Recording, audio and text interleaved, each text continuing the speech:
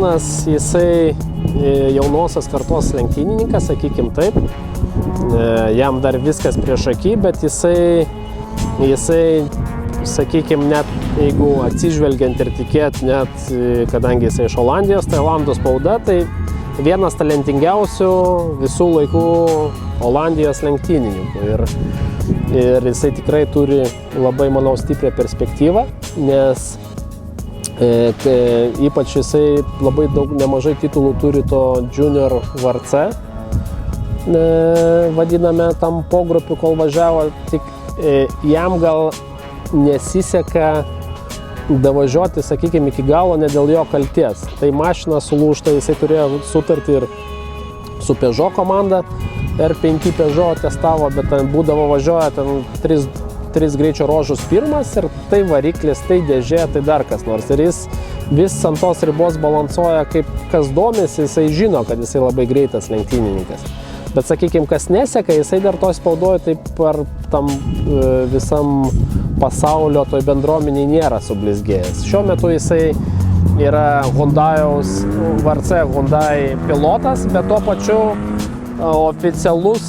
oficialiosios pareigos Hyundai'ui yra, tai jisai test pilotas yra. Tai test pilotas, sakykime, jisai testuoja tos Hyundai automobilius prieš kiekvienas varžybas. Yra Vokietijoje vadinamas Bosch testavimo poligonas ir ten prieš kiekvienas varžybas jisai ten tos Hyundai žiūri, ten stabdžių sistemą, sakykime, diferencialų sistemą ar variklio darbas yra, kaip sakom, atitinka ten tos visus reikalingus parametrus. Tai kaip ir pagrindinis tikslas Hyundai yra jo šitas.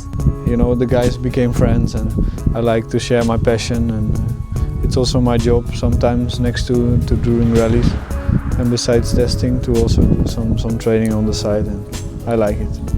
Su Kevinu kažkaip pavyko labai susidraugauti per 1000 kilometrų per varžybas ir kažkaip mes jau tada išgvildenom tą mintį, kad labai smagu būtų, sakykime, ne varžybų formate, pasidalinti, sakykime, jo sukauptą patirtim, kas liečia žiedinės lenktynės, nes jisai tikrai, ten, sakykime, ir pagal kritikų nuomonę, kad ant asfalto jisai turi tam tikrą talentą vairavime.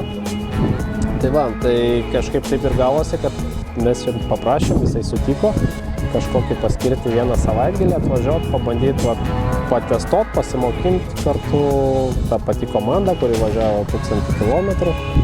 First of all, I met them in Palanga and okay, you don't know how they are competitive-wise. Okay, let's say the gap was quite big between my speed and their speed, and they obviously just starting. And you know, I've been in their shoes that, you know, you start to be able to do some racing or rallying for the first time. And, like I said, I like to share my passion, and now to sit beside them in the car, driving. It's really nice. I mean, when you see where they start,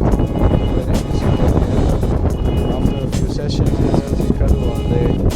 What I did not expect. I mean, everyone can drive in traffic, and at the end, when you start driving a race car, you really see the car control and the ability they have.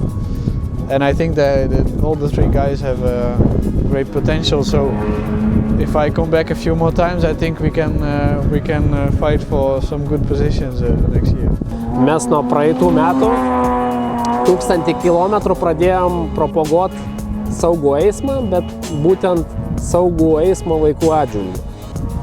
Įrengėm ir saugaus eismo klasę Kaune, tiksliau pasakius padėjom rengti, kaip sakoma, patys neįrenginėjom, bet finansiškai prisidėjom.